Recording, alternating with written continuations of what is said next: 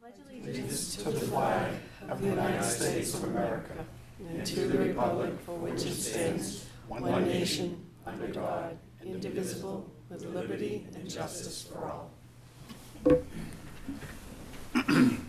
Hi, everyone. Thank you all for coming tonight.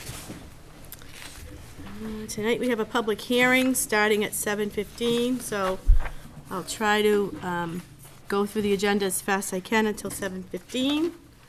The first order is to accept public comment, to receive oral communications from members of the public. Members of the public may address the select board for up to 3 minutes, longer with the permission of the chairperson. The select board shall not engage in discussion on topics raised during public comment, but may choose to add the topic to a future agenda. This agenda segment will be limited to 15 minutes unless extended at the discretion of the chair. Do we have any public comment? Come on up, Mr. Williams.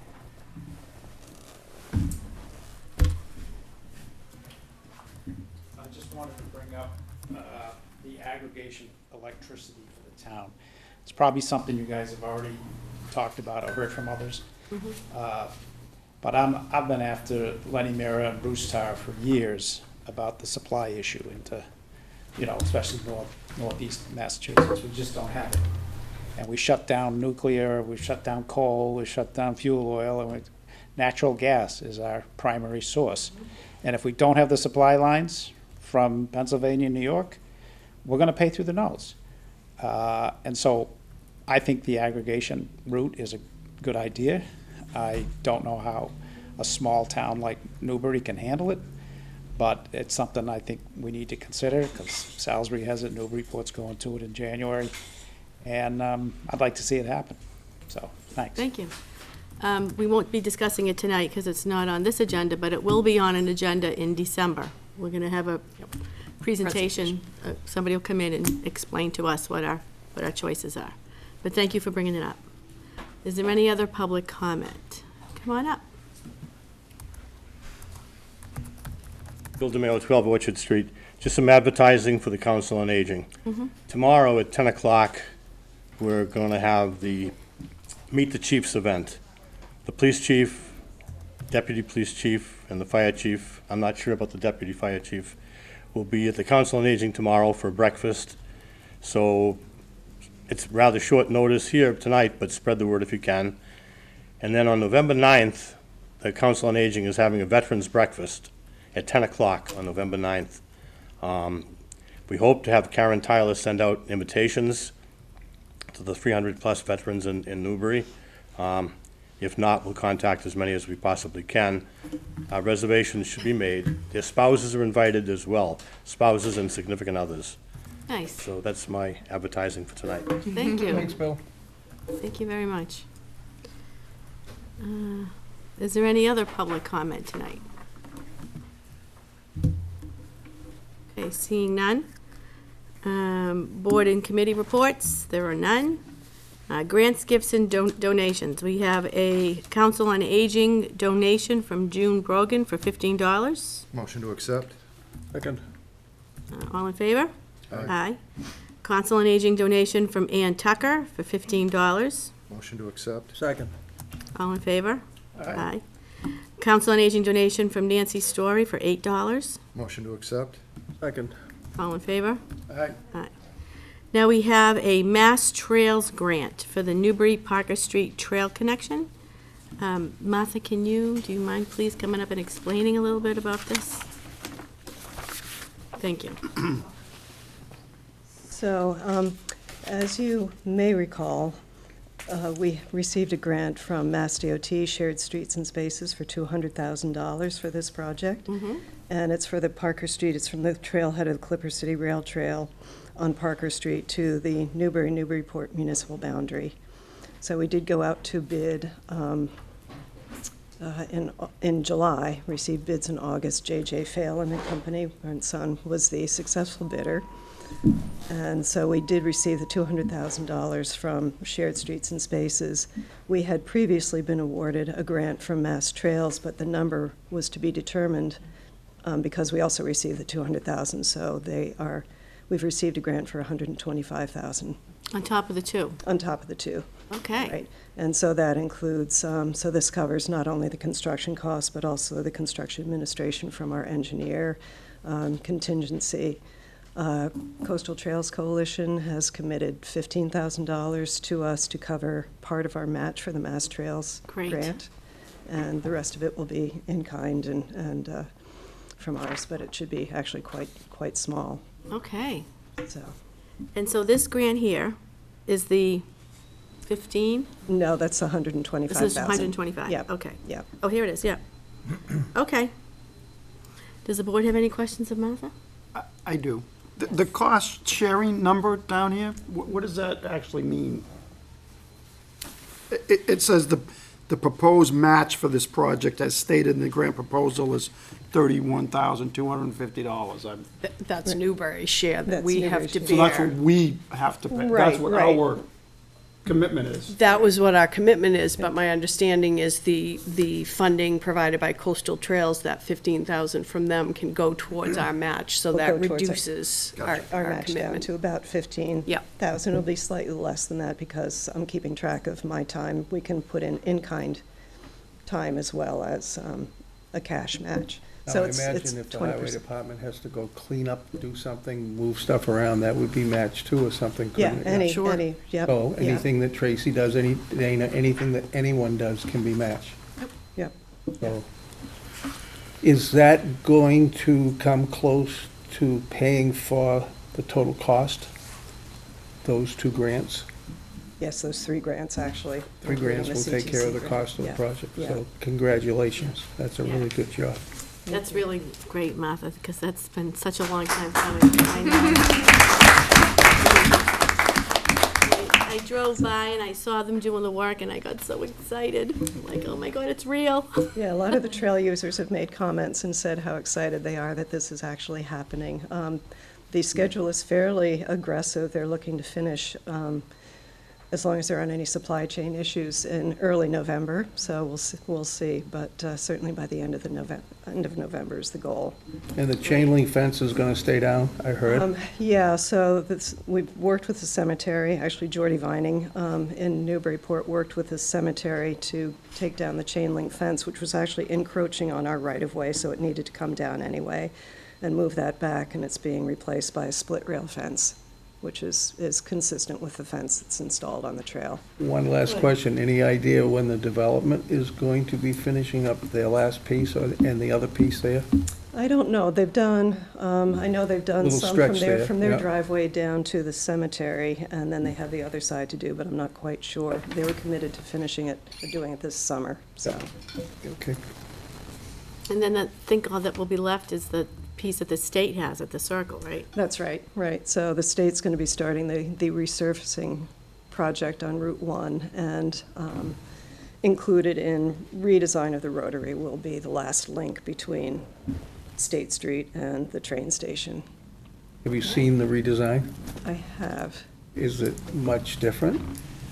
What they're trying to do is narrow it down so that some of the lanes, instead of being 2 lanes and getting a lot of cross-traffic, will narrow down to 1 lane in the circle itself. See how that works. So, but I haven't seen it for a while. This was a presentation that was given last spring, I think. Very well done, Martha. I know this Thank is you. all you, so, Yeah. thank you. No, we had a great team. The engineer's been great, and Jordy has given a lot of input based on his experience with the Clipper City Rail Trail in Newburyport. And, you know, Jerry Klima and the Coastal Trails Coalition has been tremendously supportive and given great input as well, so. Well it's been a done. team Thank you. effort. Thank you very much. Thank you. So, I'll entertain a motion to accept the Mass Trails grant. I move to accept the Mass Trails grant. Second. Any further discussion? All in favor? Aye. Okay, next we have a fire department grant. So can I ask Chief Janvrin to come up and explain to the board a little bit about this grant? This is a grant put out by FEMA. It's for staffing of firefighters. It's a safer grant, they call it. So every town around us pretty much put in for it. We were awarded on the first round, which is pretty good. The other towns are still waiting to hear, so I was happy. Bravo. So it's a staffing for 2 firefighter paramedics, hopefully, or firefighter EMTs, 40 hours per week. It used to be a match grant, so they would pay a certain amount, we pay a certain amount. Now it's free, there's no match. It's all covered by the grant. So it's 2 firefighters, 40 hours per week, for a period of 3 years. And it's, Okay. yeah, they pay their benefits, their base salary, their longevity pay, their clothing allowance, everything's covered by the grant. So the whole kit and caboodle. Yep, pretty much, yep. Okay, and it's for 3 years. 3 years, And what yeah. does this do for your plan? I know you have a plan. Yeah, so it would pretty much round out my 5-year plan. It would help us a lot on the weekends. We're having problems with since COVID, a lot of our per diem staffing went away, so it's been very difficult to recruit after COVID. So we'll still try to recruit and hope that, we can leave things turn around by then. But it pretty much round out our 5-year plan and help us a lot on the weekends, take care of our weekends for us. Okay. So now, is this gonna be in addition to, this is good, it's my understanding that this is gonna extend your coverage. It's not gonna, you'll still have 4 or 2 firefighters on, 2 fire, but it's just gonna extend the Sends it hours out, of yes. coverage? Yeah, and it's more consistent coverage, so before we might have on the weekends, we're budgeted for 4, we might have 2 in one station, this will give us the 4 that we're actually Okay. supposed to have. But it doesn't add to any shifts, so I'm not putting, like we discussed, not putting more people on one shift, it's still gonna be the same staffing as now. Okay. It's more consistent and, Okay. give us more. All right, before I let you go, is there any questions from the board? Jerry? So this is for 3 years? Yes. What happens at the end of 3 years? So the other 3 years, the town has the option to either pick up the 2 firefighters and pay for them, or to not do that, to let them go. But we're not bound legally to do anything. I'm sorry? We're not bound legally to do anything to pay for them after the 3 years. Are these gonna be new hires, or are we gonna blend in people we already have to? It's gotta be a fair hiring process, so I would encourage anybody to apply. Our current people that work, the per diem peoples can. Gotcha. Yep, absolutely. Gotcha. Yep, absolutely. Do you have any questions? Everybody covered my questions. I'm good. Jeff? I'm good. Okay. Well, I'm really excited that this is gonna get you where you want it to be, because I know you worked hard at getting that plan, and Yeah, thank you. we're gonna expedite getting there, so. Jerry? Just, no one mentioned the amount, which I think is I'm sorry, yep. laudable. Yep, sure. The amount is almost $500,000. Yeah, it's so 459,000, thank you. Yep. Sorry, my oversight. Well done. Thank you, thank you. Okay, I'll entertain a motion So moved. Second. to accept the grant. All in favor? Aye. Thank you very much. Good work, appreciate it. Thank you. Nice going. Okay. We have 3 minutes. Let's do the one-day liquor license for the BCAC event on November 5th. Okay, I'll entertain a motion. Motion to approve? Second. Any questions? Julie, everything's in order, right, with them? Yes. Okay. Seeing no questions, all in favor? Aye. Aye. And I'm gonna hold on everything. So we have 2 minutes until the public hearing starts, so I'm just gonna pause here. I'm gonna check my emails to see if Michael, Okay. because he didn't join yet. He's got 2 minutes. Are you the attorney for the applicant? Thank you. Okay.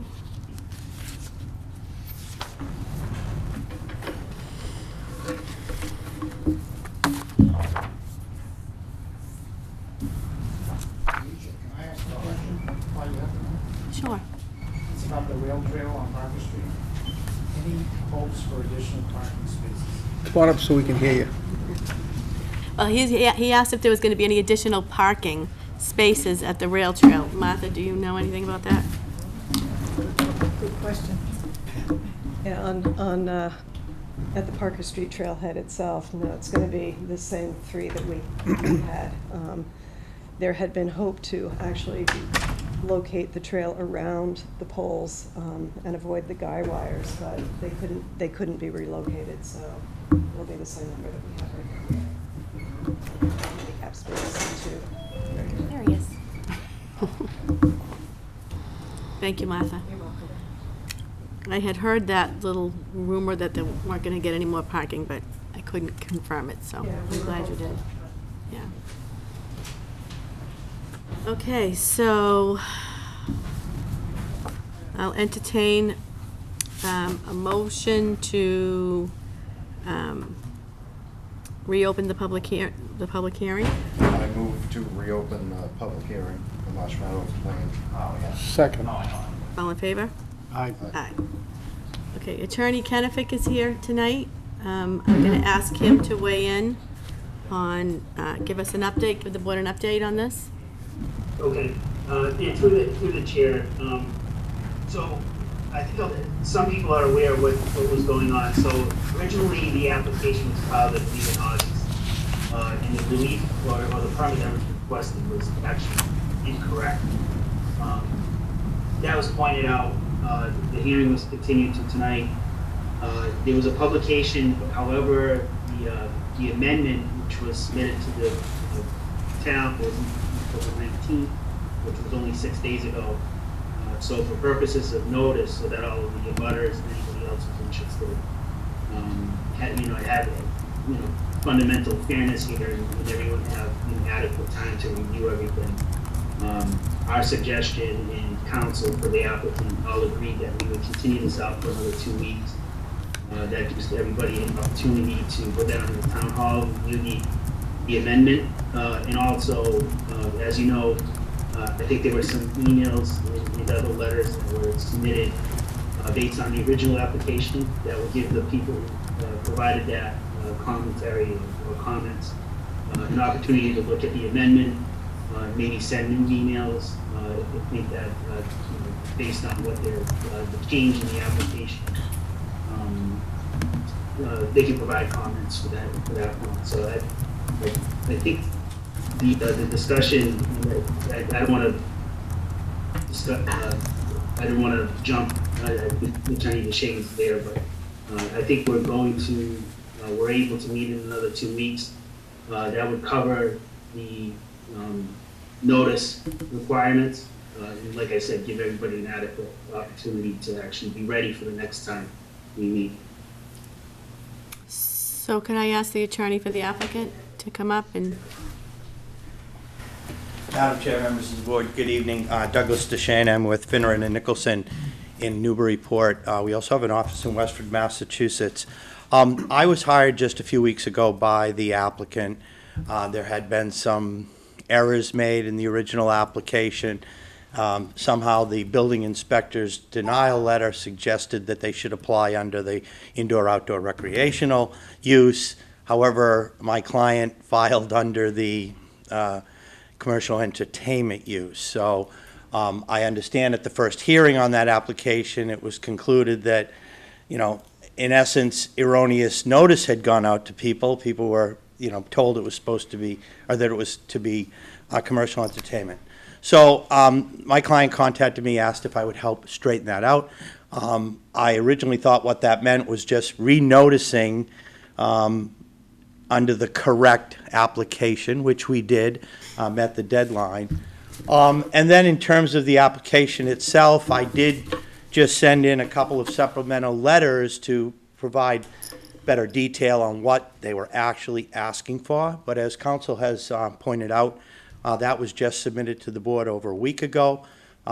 We do like to have our neighbors and our applicants, people looking at applications, to have a full 2 weeks. That's the intent. My client certainly doesn't want to do anything here that isn't open and apparent to everyone and transparent to everyone. So in discussing the matter with town council, I agreed that probably the best thing to do to make sure everybody had an opportunity to get up to speed before we actually present to you would be to respectfully request a continuance without discussion to your meeting in 2 weeks. That way people will have an opportunity to review all the new information, and I'll come in 2 weeks and give you a presentation on what we're looking to do. So I'd ask the board to consider a continuation without discussion to your next meeting. Thank you. Thank you. Thank you.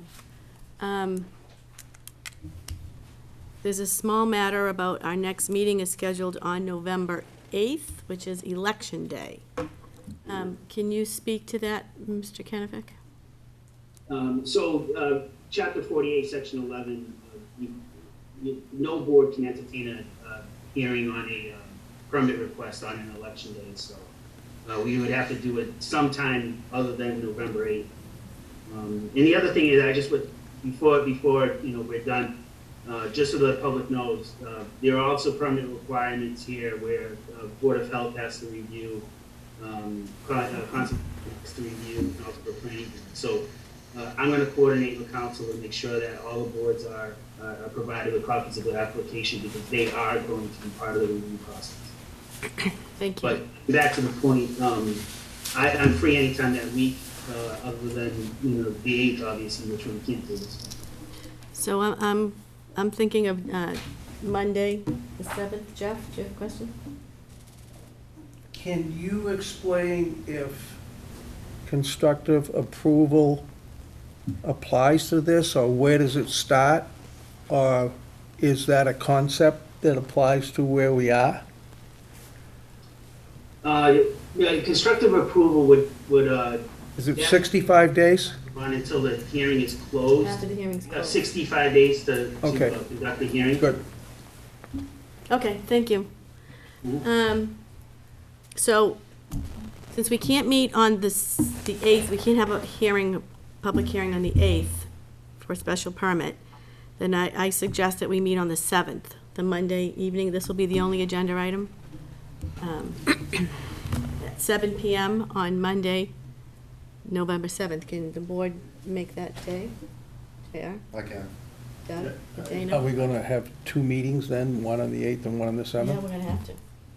Why we can't have the whole meeting on the 7th? We have a tax classification hearing that's been advertised I got you. that has to happen on the 8th. So, Jerry, can you do the 7th and the 8th? Mhm. Okay. Okay. So, I'm going to continue the public hearing. I'll entertain a motion to continue the public hearing to November 7th at 7 PM. Second. All in favor? Aye. Okay. Thank you for your time. Thank you for coming. We'll see you on the 7th. All right. Thank you. Thank you. Thank you, Mr. Kenefick. Thanks, Michael.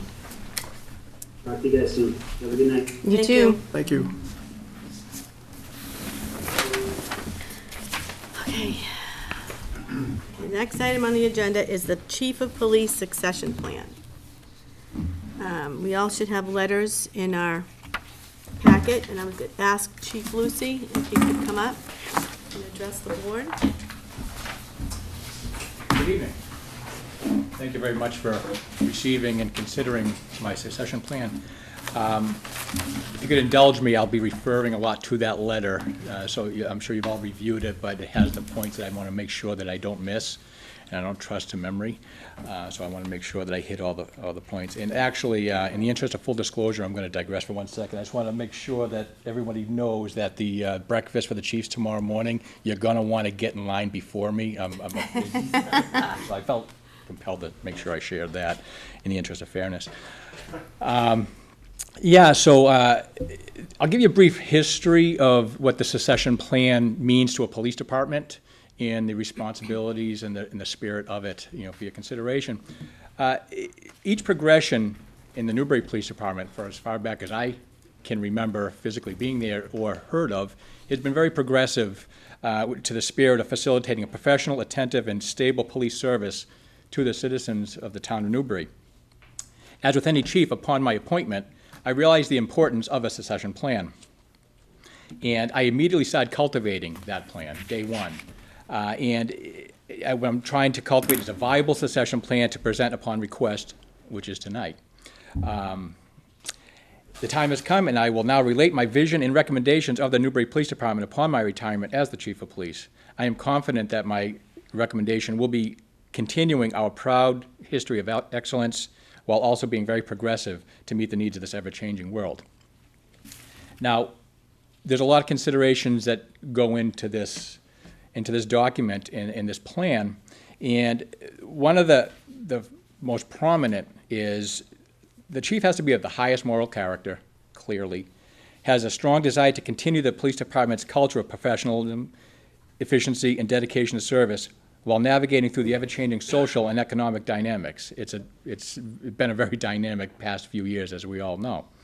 It's imperative for the stability of the department and the morale of the dedicated employees that the advancement occurs within the department if possible. Deviation of this practice usually only occurs if a board such as yourself does not agree with the direction the department's been going in, wants to change that direction, or if there's not a viable, willing, with the credentialed candidate with the experience to take that position. The adverse effects of not moving somebody forward within the department has almost an immediate negative effect on morale in the department.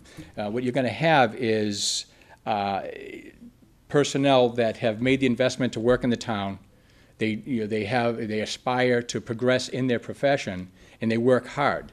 And if they see that it's still, it's not going to be recognized or overlooked, they're going to wonder what their future holds here. If they're, if it is overlooked, where they are viable and they are, credible to do this job or whatever job they're aspiring for, and then it makes their, they start looking at the door possibly for more stable advancements.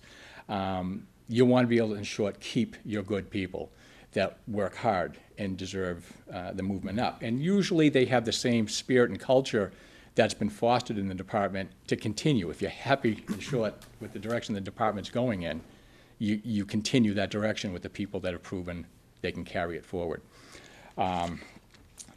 Another consideration is the chief of police must possess several qualities to be successful in leading the men and women of the department. I believe the chief of police must first and foremost lead by example. This trait is all important for the morale and confidence of the entire department. In short, you have to, as chief, walk the walk, talk the talk, show that what you're expecting your subordinates to do, you are willing to do. It is acquired by progressive experience through the ranks of the department. In short, you've tagged all the bases coming up. You understand the positions and the responsibilities of each rank in the department because you lived it and you did it. So you have tangible experience that you can draw from to show credibility to the people you're asking to do certain things for you and for the department. This gives that candidate a clear, empathetic understanding of what each rank is and what the challenges that come with it are. Since most encounters of the public has with the police department are with the patrol force, good morale, confidence, and professionalism are extremely important throughout the department as inspired by the leadership. So that experience of working up through the rank yields dividends to the public directly. The chief of police should also be ready and available at all times and all hours of the day. He or she may be called upon for guidance, direction, and on-scene assistance at any given time. Or, if otherwise indisposed, ensure that there is someone, such as the executive officer, or in our case, the deputy chief, is available in his or her stead. Acknowledgement of this responsibility and willingness to facilitate it is imperative in that position. You have to be there for the troops. You have to be there for the community. And that's, I can attest to it, it's 24/7. You get the calls and you have to take it with good attitude, with a helpful attitude and a positive attitude, because again, that transcends down through the ranks and out the department's front door to the public, very directly. The chief of police must be proficient with the staffing and training of personnel. As a paramilitary organization, the chief of police must ensure that each and every person in the organization understands the chain of command and adheres to the same. He or she must efficiently and continuously evaluate all personnel and be aware of their strengths and weaknesses. Then, assign personnel and responsibilities that will best serve the town while assisting those personnel where they are lacking proficiency. You have to be tuned into it with your folks. You have to know what their strengths are, you have to know what their weaknesses are, and you can't take the people that are lacking in certain areas and set them aside and move on. You got to bring them with you. You have to train them, you have to pair them up with people that can help them. One of the first questions I asked when I was given this position, even back as the deputy chief, is bringing them in one by one. Where do you see yourself? What do you want to attain? Where would you like to be in this profession? And then you do everything you possibly can do to help that person attain that, because that just, again, transcends out to the service that you folks will receive. The chief of police also has to have a fiduciary responsibility for one of the highest budget appropriations in the town. As such, he or she must possess budgeting skills that both facilitate and both deliver the suitable policing services to the town while remaining within the allocated budget. This monitoring is twofold with personal wages and expenses. So there's a lot of responsibility with budgeting that goes with this as well. And you're just not only staffing and wages, you have to also be able to manage expenses. What does the department need to still function safely and efficiently? And you're constantly watching that. So you have to have some familiarity with that. So that's kind of a quick overview. Again, I know it's in front of you folks, but it helps me, to progress through this explanation. But that's, what I'm looking at when I'm making my recommendation for the succession plan and trying to find the right person. So my recommendation is this. I am recommending Deputy Chief Patty Fisher to be elevated to the position of the Newbury Chief of Police. And it was really an easy choice for me to present to you folks, and I'm going to explain why, and please indulge me because I'm very, very sincere in what I'm going to read here. Since her staff at the Newbury Police Department as a reserve patrolman in June of 2003, Deputy Chief Fisher has been an integral component in the success of the department as she rose through the ranks. On December 6th, in 2004, she was appointed to the position of a full-time patrolman. On January 1st of 2008, she was promoted to sergeant. And lastly, on October 1st of 2020, she attained her current position as a Deputy Chief of Police. Throughout her career, Deputy Chief Fisher has proven to be dedicated to the cause of providing quality policing services in Newbury. She consistently leads from the front and makes her expectations very clear and fair. She's amazing with conveying what is expected. She understands what's expected from above and conveys it very, very clearly, fairly, and helpfully to the people that she's supervising. She has proficiently utilized her experiences to maintain a stable and positive working environment for all members of the organization. As such, she has clearly gained their trust, respect, and confidence. She has the troops' trust, respect, and confidence. Deputy Chief Fisher has historically and currently been consistently dependable and selfless regarding availability and access to both the troops and the public.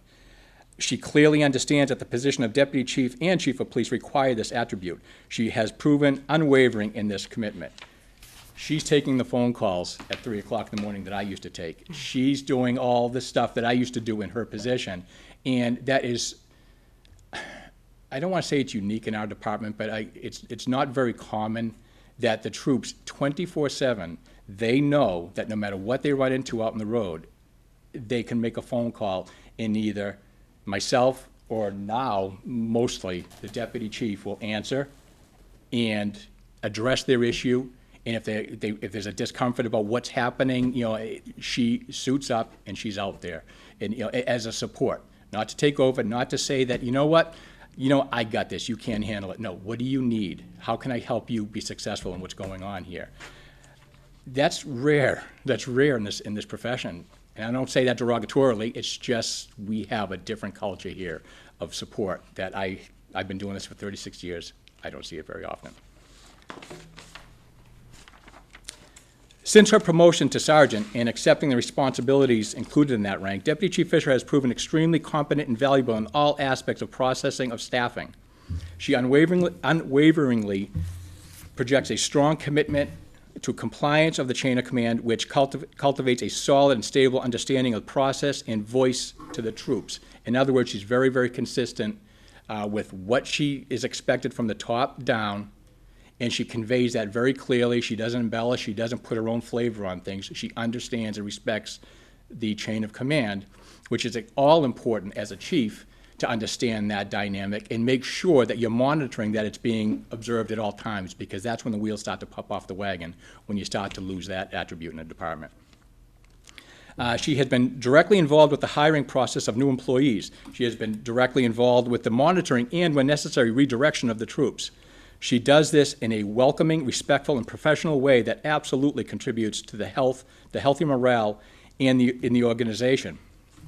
It is clear that her professional experiences as a social worker have augmented this ability and this skill as well as in her public interactions. She has a background in the social worker. She is a social worker. She brought that to us way back in, when she started in '03, and it's been a thread that runs through every action, every evaluation, every bit of advice she's given to all her supervisors, right up to me. I really, over the years, I can't tell you how much I depended on her perspective. I needed softening now and then, and she was there for that. As the chief, it is my responsibility to ensure that the organization will optimally function in my absence. To this end, I have been training Deputy Chief Fisher for this eventuality. Over the last 2 years, Deputy Chief Fisher has been exposed to the budgeting processes, the payroll responsibilities, the expense responsibilities, and the grant writing tasks. She has proven extremely proficient in all these aspects with these new obligations.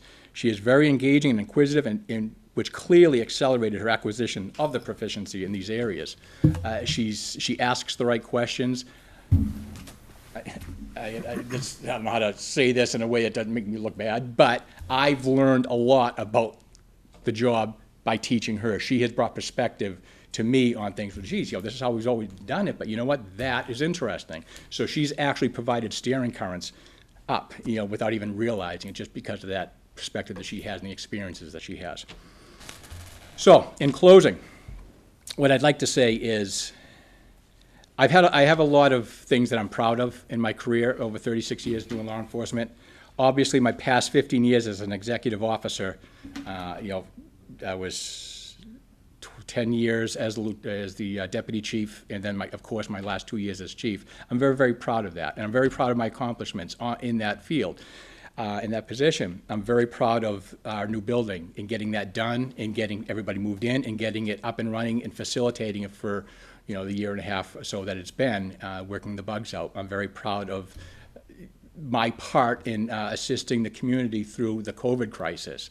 I'm very proud of my contributions to assisting the department through the post situations, the police reform and the unrest and, and the perception that my profession has endured over the past couple of years in guiding and giving stability to our troops. I'm very proud of these things. The thing I'm most proud of is that I can offer to you, Deputy Chief Fisher, to be my succession, to take this position, because every chief, when they leave this department that they serve, they strive from day one to make it better than they found it. And with the things that I've outlined that I'm proud of the accomplishments that I have made, that's the one that makes me feel like it's time and it's going to be a better place. So that is my presentation for your consideration. Thank you. Very, very well said. Any questions or? Thank you, John. Jerry? I do.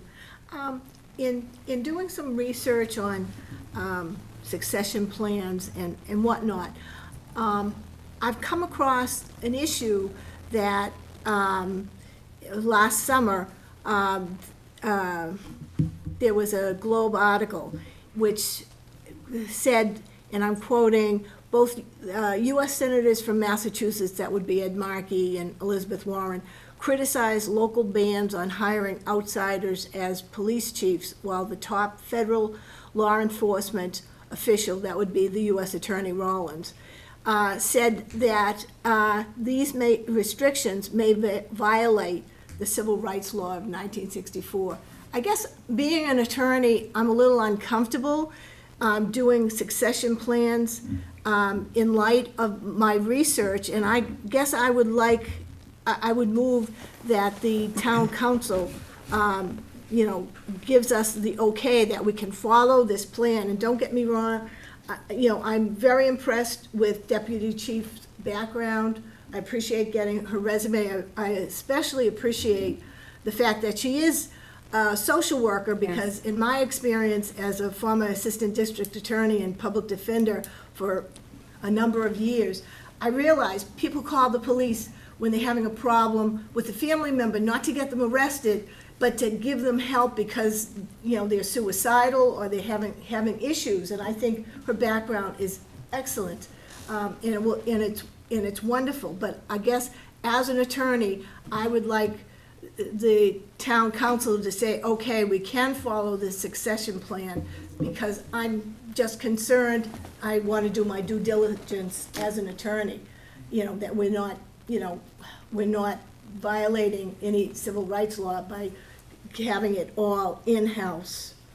That's my issue, so I have a motion. Yeah, so I have a comment on that.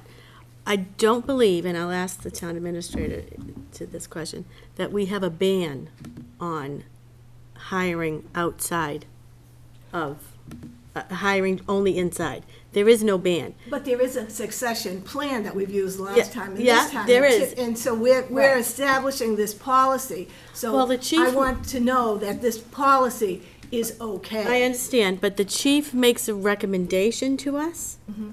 We don't have to take that recommendation. We're not bound by a bylaw or any kind of a thing to take that. I believe every department should have a succession plan. If somebody is hit by the proverbial bus, somebody has to be able to step in and run that department. Tracy, am I wrong on this? No, Lisa noted when we had asked this question to her that there's no reason we can't move forward with a succession plan, and that she didn't see it as a violation of anyone's civil rights. Madam Chair, may I? Yes. How soon could the board potentially direct you to enter into negotiations with Patty Fisher? Tonight? You can direct me anytime. I move to direct the town administrator to hold enter on. into negotiations with Hold on, Patty Fisher. I think we had. There did you- was no second for that. Okay, hold on. You didn't ask if there was a second. All right, it's going kind of fast. So your concern was you wanted a comment from town council. Right, that You the have- succession plan is okay. Right, and you have that. Yep. So, And that was when? When did she give you this opinion? It's not a legal opinion. She said she can provide a legal opinion if we want one. She just sent me an email and said that there is no violation of any, I don't see it as a violation of anyone's civil rights. what date was that? Today. As a result of what I just said. So she's giving a legal opinion. No, I asked her Okay. over a week ago. Okay. Yeah, yep. So When you posed the question, yep. Okay. Yep. So you're happy with what she has said? Yeah, I don't have any concerns with it. Based on have a any review of our concerns. bylaws and such, I didn't see any concern. We don't have a ban. There's no ban. Right, but we And I have agree a with the- policy.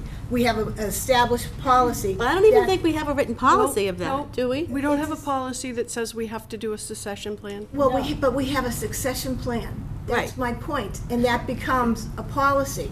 And I'm just concerned that, No, I don't agree with that. A policy is something that comes before us and we vote as a board on a policy.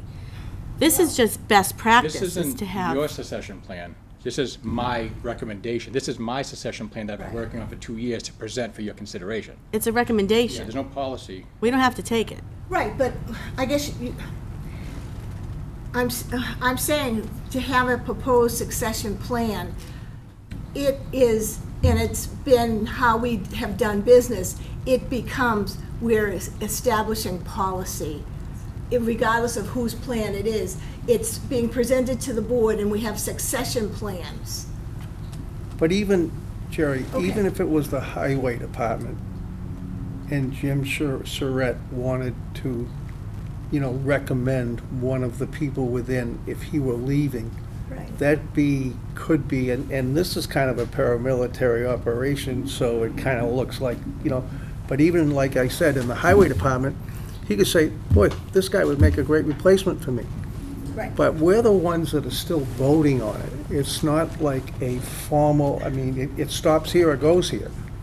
It sounds like you might not vote for it because of that reason, but that means that, that's one vote for that reason. We have the Yeah. ability to look over the recommendation of the chief or whoever's going to step forward, and Tracy's checked with town council. And Well, yeah, but Mr. Surratt, we're dealing with civil service and things like that, so I just, Well, no, your point's taken. I- We're not civil service, just so you know. I was just gonna say, they're the same, highway department. Yep.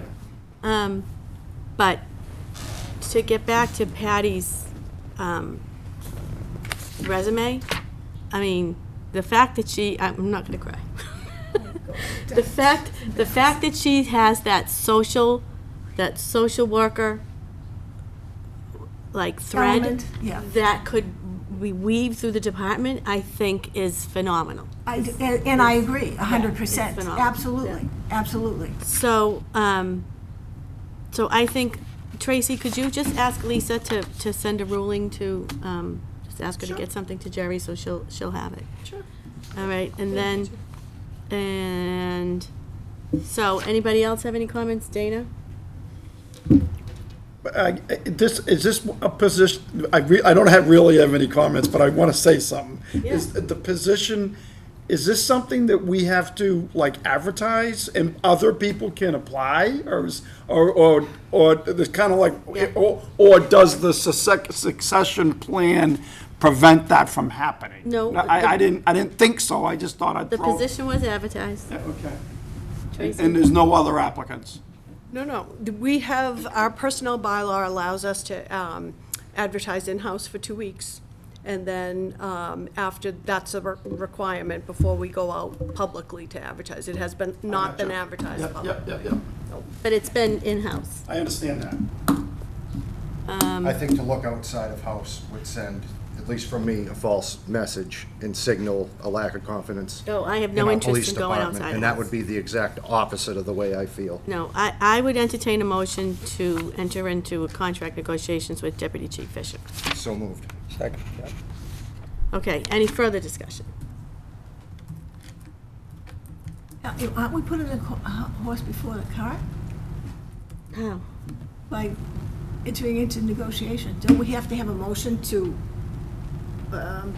accept her as the next chief? I don't think so. I just think we have to negotiate with her. Tracy, what would you like? I think you probably vote to make her Yeah, chief I think- and then yep. enter into, I subject think you're to right on that, Jerry. successful negotiations. I move to appoint Patty Fisher, Chief of Newbury Police. And I will second that. Okay. Now you have to call for a vote. I'll call for a vote. All in favor? Aye. Aye. Okay. Is there anything else I need to do? We don't hire these. We need to We go don't into do this too negotiation. often. We need to So- direct her Tracy to. to go to Okay, negotiations. all right, so I would entertain a motion to direct the town administrator to enter into a successful negotiation with Deputy Chief Fisher. Second. Any discussion? Nope. All right, all in favor? Aye. I want to thank you folks. My decision for retirement is much easier now. Thank you, John. Come on up, Patty.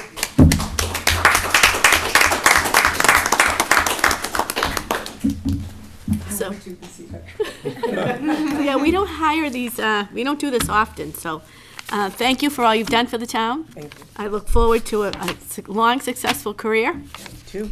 and I'm proud to have you part of us. Thank you very much. Thank you all very much.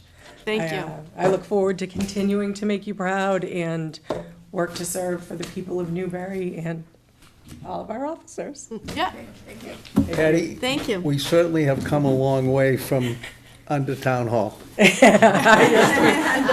the basement of Town Hall. Certainly have. Yeah, you've got it easy now. I wouldn't call anything easy I don't there. have to take That was a allergy joke. medication to come to work anymore, yes. No, and we that have, was I awful. don't worry about our booking space, so we are very grateful for what the town has given us, both personnel-wise, with the previous administrations that we've had, with the staff that we currently have, and now the building that we're in. We're very, very fortunate in all of our ways, so We have thank you very much. we have a great department. I'm so glad that you moved up, and I'm glad this is going to provide opportunities for some of our other in-house officers to hopefully move up. As am I. Thank you very much.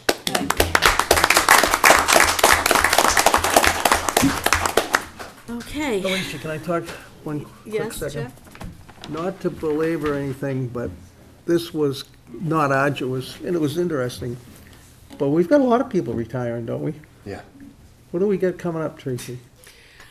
Nothing do this all official, over again. other than Eileen will be leaving, our town accountant. We had a resignation of our shellfish constable, you know Yep. that. What else have we got? I think that's all I've got officially right now. Okay. I thought it was worse than that. Well, It might be. okay. It's not official yet. You mean, but we have people on the horizon It's that are worse. reaching, yeah. Yeah, And Martha, you can't retire. ever. Unless till you clone yourself. Okay, so we have no old business. Do we have a town administrator's report? Sure. Just a few things. Oh, and the town clerk's leaving as well. Yep, Town that clerk. is official. So the 2022 annual audit is currently underway. That's going to be taking up most of the finance department's time for the next couple of months. Capital planning will begin on November 1st, with department managers being required to submit their plans, their plans for this fiscal year to the capital planning committee What's for the review. deadline for that? I'm sorry. November It 1st. is November Yep, 1st? November 1st. So with that, we're effectively beginning our budget process for fiscal year 2024. We're working right now with National Grid, their Fleet Advisory Services program. I think you heard in Marshall Jesperson's presentation that he wanted an eye towards, electric vehicles and such. So we're working with them to see how we might best customize our fleet to look for opportunities to move towards electric vehicles. I'm sure you're all familiar with the benefits. 3 times more efficient in terms of fueling costs. Operations and maintenance costs are 20 to 60% lower on average. No tailpipe emissions, no noise pollution, those types of things. Now, obviously, there are certain vehicles in our fleet that may lend itself to that. There are others that won't. So in working with them, they're going to help us do the analysis to say, yes, in the future, when you look to replace this, you might want to consider electric vehicles. We're observing Trick or Treat on Monday, October 31st, 5:30 to 7:30, correct? Correct. And sadly, I did want to also report that I received the resignation of one of our fish commissioners, Peter Fitino, and that was effective on October 20th, 2022. I know Jeff probably could speak to it better, but he was very instrumental in doing a lot of work with our shellfish commissioners, moving the program forward, opening previously contaminated flats. I'm sure there's much more, Jeff. I mean, actually, you hit on some of the really high points. I think getting the Merrimack River open to clamming was historic. It's one of the only times it's been done, obviously using the depredation plant, but the fact that our clammers were able to go and clam in a contaminated flat, it's pretty historic, and we worked real well with Jeff Kennedy and DMF was great.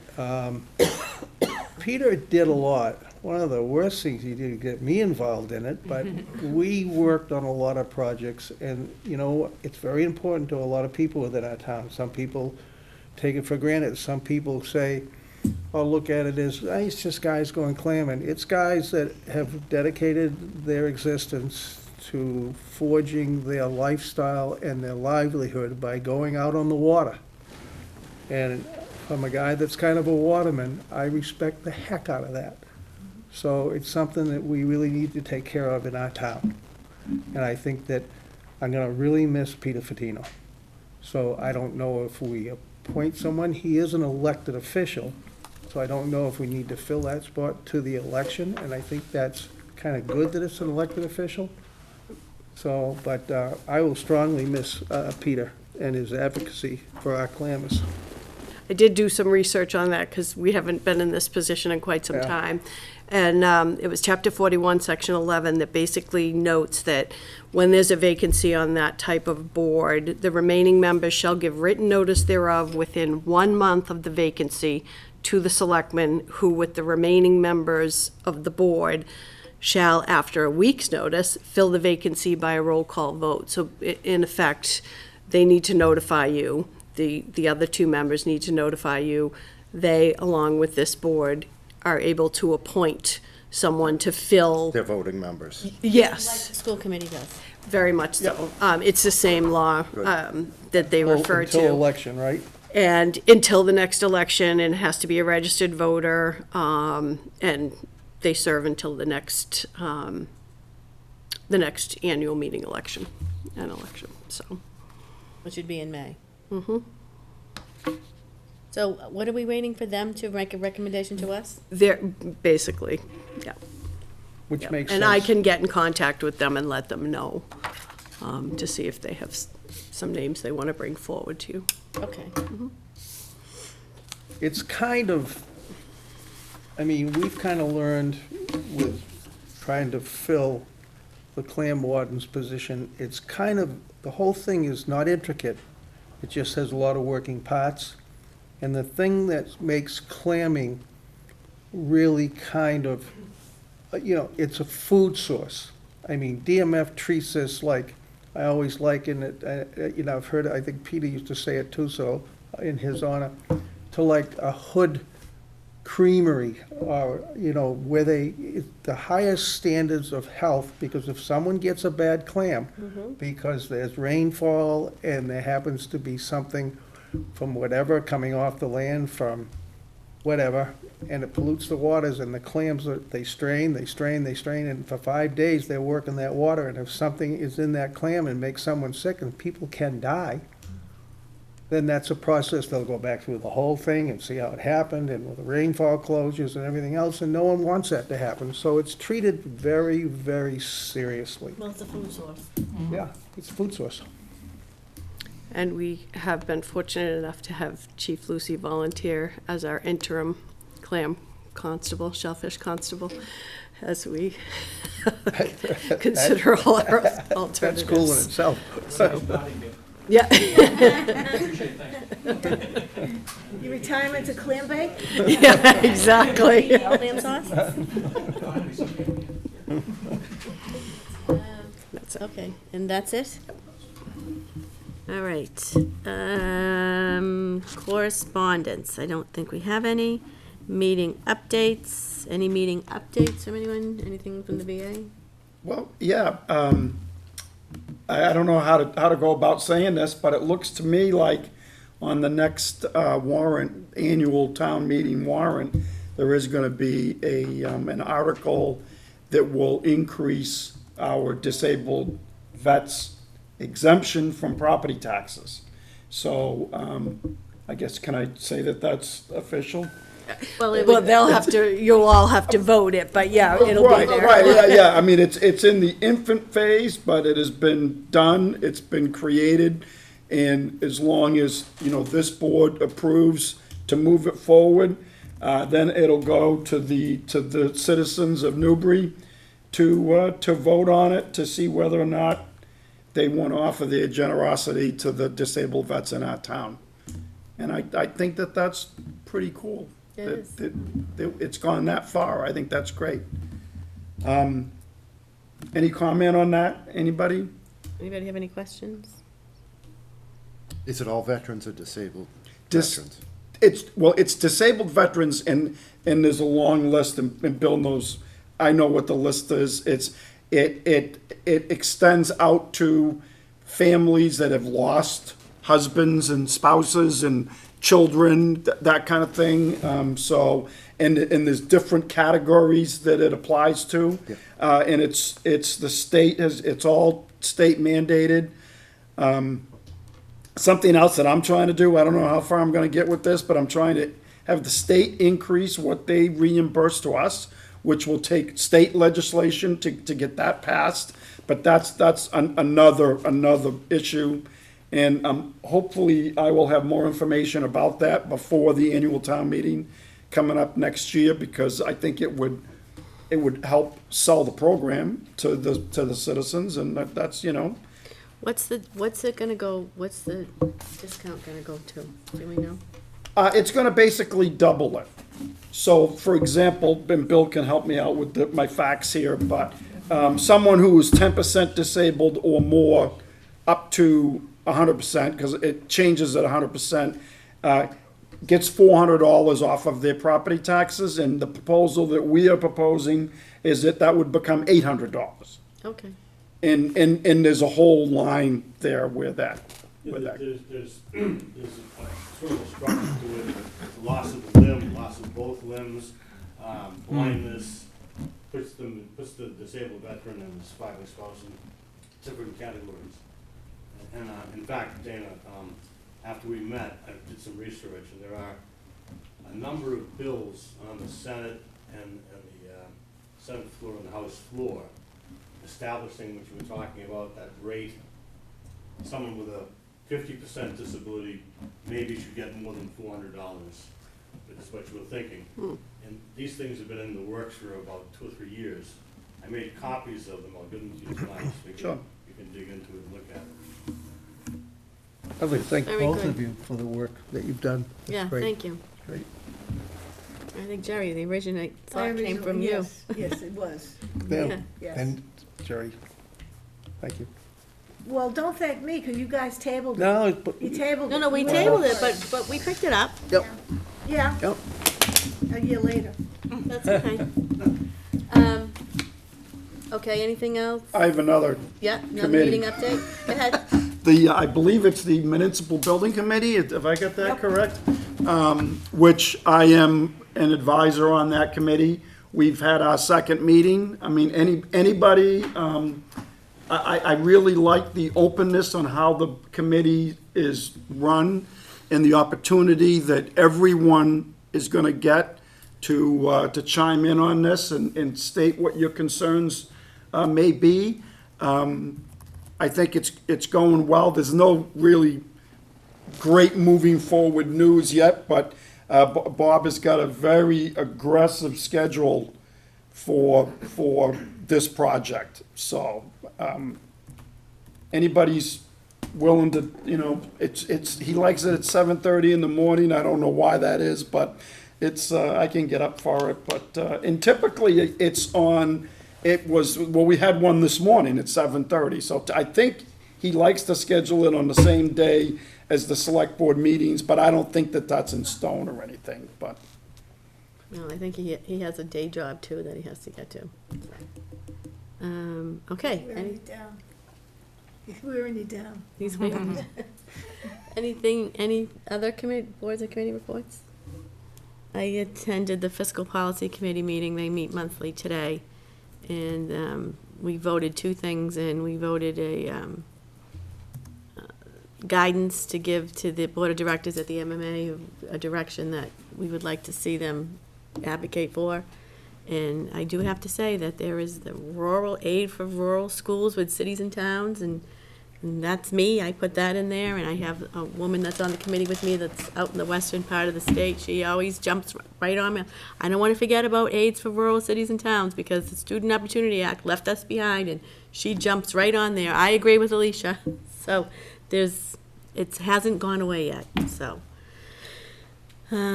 There's their annual convention is coming up in January. That's open, anybody that's interested in going. And there's also, they're having a meeting of the Finance Committee. They announced the Finance Committees. I'll mention it to Erica if she wants to go. I don't know if she goes to those, but they're having a meeting, an in-person meeting. Everything's already been virtual. Right now, they're going back to in-person. And that's it. Jeff, do you have any meeting updates? Nope. Jerry? No, the DCC meeting got canceled, right, this year? Yeah. Yeah, for this month, yeah. Yeah, so, okay. Next on the agenda is to approve select board meeting minutes. Motion to approve. Second. All in favor? Aye. Aye. We have warrants, motion to sign warrants. Motion to sign warrants. Second. All in favor? Aye. Aye. Executive session, none. I'll entertain a motion to adjourn. Motion to adjourn. Second. All in favor? Aye. Aye. Thank you.